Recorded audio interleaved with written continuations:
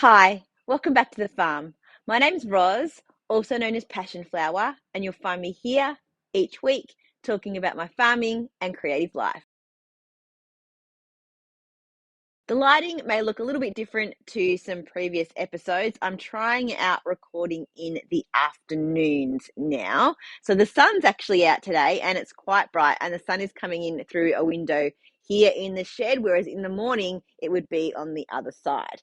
So it actually, I think it looks pretty good, and hopefully it shows up the colors nicely. One of the reasons I am doing this is because I've now moved to working in the office 5 days a week.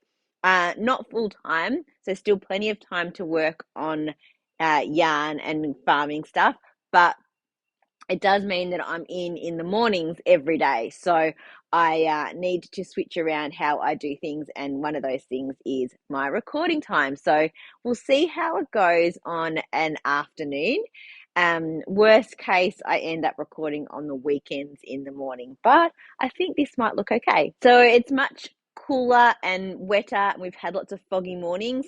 Today is a beautiful sunny, almost warm day. You can see I've got my sleeves pushed up for an afternoon, but it's not lasting very long. As soon as that sun goes away, it does get cold very quickly. But the fire restrictions have now ended, so we had our first bonfire of the season this past week. We had a huge rubbish pile that needed to be burned. Things build up here, you demolish something and there's lots of little bits and pieces of like trees that fall and all that kind of thing. So to gather all that up over the summer, the pile gets quite large. So we have burnt that first pile of rubbish, and then we will just progressively burn throughout the winter. We have a few piles out in the paddocks as well, down near where trees have fallen, that we will do some clearing and stuff as well once we've cut away any logs that are actually good for firewood. And Adam has been doing a lot of collecting and stacking of firewood as well, and we've got a really lovely pile ready in a shed, all dry and ready for a cold winter. Apart from that, I haven't really done a lot around the farm. As I said, I have started working 5 days a week now, so I'm just getting into that routine. And I had preparation for the market at the end of last week, and then the market on the weekend. And I was looking after my mum's dog, which was making me quite tired. So I drove her home on Anzac Day afternoon, so that I had a few days of rest before the market on the Sunday, which was in Warragul, which I'll talk about soon. Also, this past weekend, it was my cousin's wedding, so we went to their wedding, and then we met up with the family the next day for brunch as well. So there's been a lot going on and not a lot of time here on the farm. We're spending more time now working in an office. I do have to be very conscious of making sure that I am getting outside when I get home and going for walks and moving around, because very quickly you can fall into that trap of being quite sedentary, rather than when I was doing other things around here, the farm. During the week, I was quite active, or at least on my feet most of the time. So yeah, I think I will start to be incorporating some afternoon walks into my schedule, especially on days like today. And I need to find that balance now between office life and passion flower yarn life. Which I think is going to go fine. It's sort of given me a schedule now to follow, and I sort of come home from one and just slip in and do more. And I kind of feel that having a more limited amount of time, I'm going to have to be a bit more disciplined and not just sit and knit all the time, because that's what I used to do sometimes. So last Sunday, was the All About Fibre and Yarn Market in Warragul. I had a really lovely day. It wasn't a long drive, really, only about an hour and a half there and another hour and a half back. So I got up early and drove from here the morning of the market. It was in a lovely function hall right by the footy oval. There was a coffee cart, and I had a bacon and egg roll for brekkie, which was quite good. Oftentimes at a town hall, it's harder to get a coffee or a snack, especially that early in the morning, but the coffee van was already going, so that was fabulous. set up my stall, had a chat with a lot of the vendors, some people that I had met before, so it was good to catch up, and some that I really hadn't spoken to or seen around that much. So it was good to meet new people and make new friends. And one of those people was Susan from Susan Distal Designs, and she very nicely gave me one of her patterns to knit with my yarn, which I will be casting on very soon. I will show you in Creative Life. She has some really lovely accessory patterns, shawls and mitts and hats. So if you're looking for an Australian designer and to maybe make yourself some nice winter accessories, definitely check her out. Now, I don't have another market planned at the moment until the 1st and 2nd of June, which is the market at the Coburg Town Hall. All of the details will be in the link below to my website. So I kind of have a month now to kind of get my stocks back up, and that will be as a 2-day market. I will need to make sure that I do have quite a bit ready to go. So over the next few weeks, I will be working out what I need to dye, starting to get that rolling along, especially because it's winter, it'll take longer to dry. So I need to really plan ahead and get that all laid out and prepare for that big market ahead. I tried out a few different layout things with my stall this time.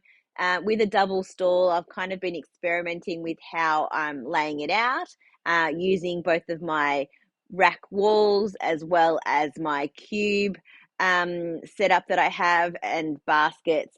So I was able to spread out a little bit. I had sort of 3 tables this time in a U shape with the racks within that space as well, and I could better display a lot of my samples directly with the colors, and I think I'll start to do that a little bit more. So I need to re-block some of the bloom squares that I have as my samples, because some of them are curling, and I need to check and find a few more and see if I can actually place them next to the colors and lay everything out.